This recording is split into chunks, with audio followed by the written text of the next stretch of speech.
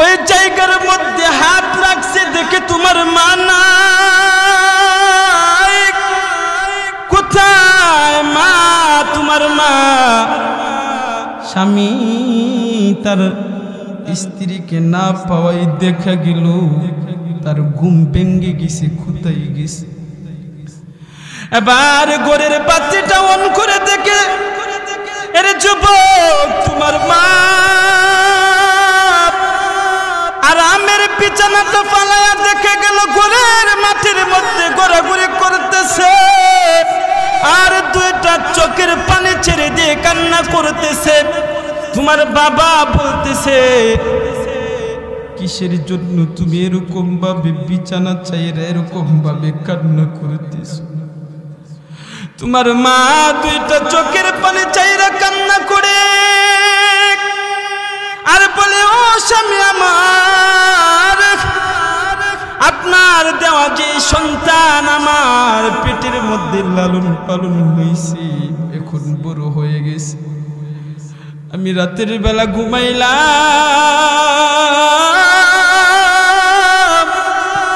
কিন্তু আমার সন্তান দেখে আমার পেটের বাম দিকে একটা লাথি মারে, আবার ডান দিকে একটা লাথি মারে, হাত দিয়ে কাপলা মারে। আমার পেটের মধ্যে ওই দিক দিয়ে গোটা, ওই দিক দিয়ে গোটা, আমি সহ্য করতে পারি না। আমি মা সহ্য করতে পারি না, পেটের ব্যথা আমার সহ্য হয় না।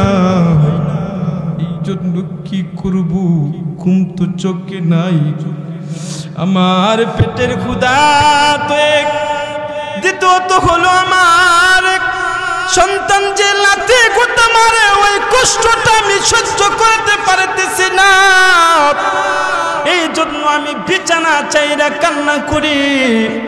এর যুবক, প্রত্যেকটা যুবক হইতো তার মায়ের পেটের মধ্যে এরকম ভাবে দিন কাটাইছে কিনা? আজকে তুমি এত বড় হয়ে গেছো, তোমার শরীরে শক্তির অভাব নাই, ক্ষমতার অভাব নাই। এ ক্ষমতাওয়ালা যুবক, শক্তিওয়ালা যুবক, তোমার মা তোমাকে কত কষ্ট করে লালন পালন করছে। একটা সন্তান যখন মায়ের পেটে থাকে তখন বোঝা যায় কত কষ্ট। এ বান্দা, তোমার পেটের মধ্যে যদি একটা 5 কেজি ওজনের একটা কাঁঠাল যদি বেঁধে রেখে দেওয়া হয়, আর বলা হয় আজকে সারাদিন তুমি কাঁঠালটা পেটের মধ্যে রাখা অবস্থায় সমস্ত কাজ কর্মগুলা করবা, তুমি বলবা না, কেন করবা না? তোমার কষ্ট হবে।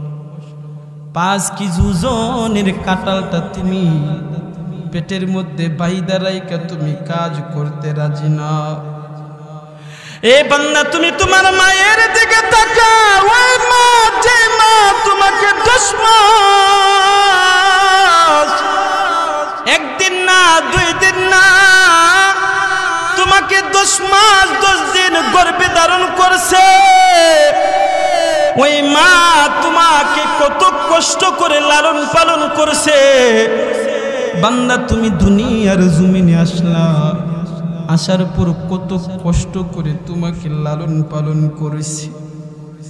1 দিন না 2 দিন না, অক্ষরে কমপক্ষে ম্যাক্সিমাম ওয়াফিসালুহু ফি আমাইন। বান্দা, কমপক্ষে একটা সন্তান তার মায়ের বুকের দুধ কমপক্ষে 2 বছর খায় কিনা?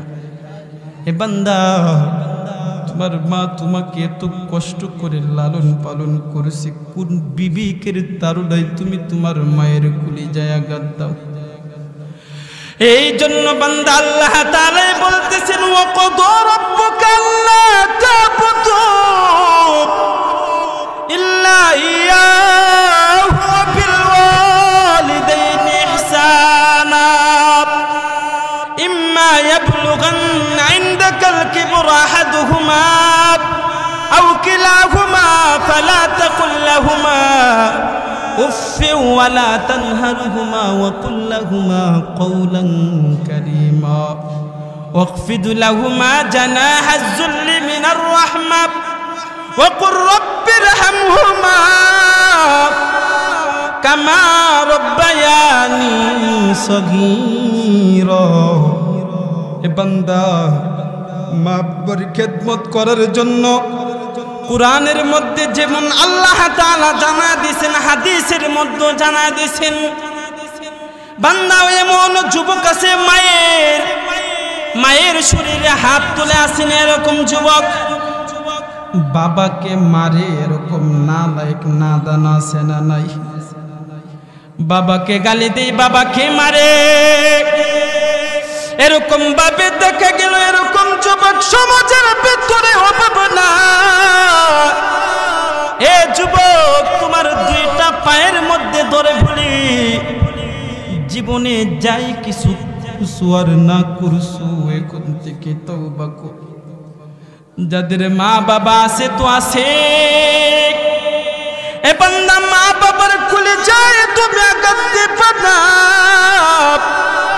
মা বাবার মনে তুমি কষ্ট দিবা না। কারণ বান্দা মা বাবা তোমার জন্য কত বড় সম্পদ তুমি কি জানো না? বান্দা তুমি জানো না মা বাবা তোমার জন্য কত বড় নিয়ামত, কত বড় সম্পদ। বান্দা তুমি জানো না দুনিয়ার জমিনে আল্লাহর পয়গম্বর আমাদেরকে জানায় দিছে, ও দুনিয়ার মানুষ, আল্লাহর পয়গম্বর জানায় দিছেন রিদর রব্বি ফি রিদাল ওয়ালিদি ওয়া সাখতুর রব্বি ফি সাখতিল ওয়ালিদি। বান্দা আল্লাহ তাআলার পয়গম্বর বলছেন, এ বান্দা দুনিয়ার জমিনে আল্লাহর পয়গম্বর আমাদেরকে জানায় দিছে রিদর রব্বি ফি রিদাল ওয়ালিদি, মা বাবার সন্তুষ্টির কারণে আল্লাহ তাআলা সন্তুষ্ট, আর মা বাবার অসন্তুষ্টির কারণে আল্লাহ তাআলা অসন্তুষ্ট। তাহলে বান্দা এই আয়াত দ্বারা, এই হাদিস দ্বারা বান্দা আমরা কি বুঝলাম? মা বাবা যদি তোমার আচার ব্যবহার দ্বারা কষ্ট পায়, মা বাবা তোমার কোন কথা কিংবা কোন কাজের দ্বারা বান্দা যদি কষ্ট পায়, তাহলে বান্দা মা বাবা তোমার আচরণের দ্বারা যদি রাজি এবং খুশি হয়, তোমার সুন্দর কথার দ্বারা মা বাবা যদি তোমার প্রতি বান্দা রাজি হয়, তাহলে কে রাজি? আল্লাহ রাজি। জুড়ে বলেন কি? আল্লাহ।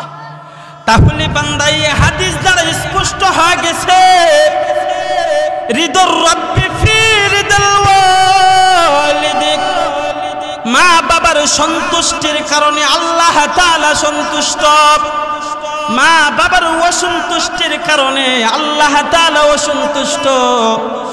সুতরাং বান্দা মা বাবার অসন্তুষ্টির কারণ তুমি হইবা না, কারণ তুমি তোমার আচার ব্যবহার দ্বারা, তোমার কথা দ্বারা, তোমার কাজের দ্বারা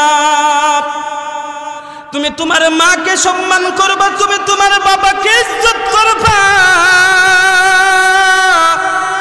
এ বান্দা, তুমি তোমার মাকে সুন্দর ভাষায় কথা বললে, সুন্দরভাবে যদি তুমি তোমার মার সঙ্গে চলো, বাবার সঙ্গে চলো, তোমার আচার ব্যবহারের দ্বারা যদি তোমার মা খুশি হয়ে যায়, তোমার বাবা যদি তোমার প্রতি খুশি হয়ে যায়, তাহলে বান্দা আল্লাহ তাআলা খুশি।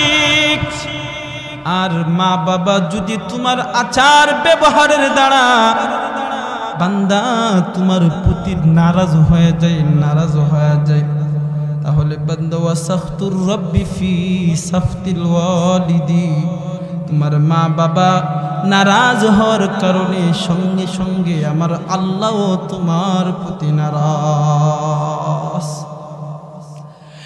এই জন্য বান্দা তুমি তোমার মায়ের মনে কষ্ট দিবা না, তুমি তোমার বাবার মনে কষ্ট দিবা না,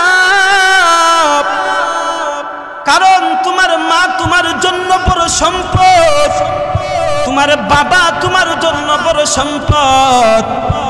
কেমন সম্পদ বান্দা তুমি শোনো, মা হাক্কুল ওয়ালিদাইনি আলা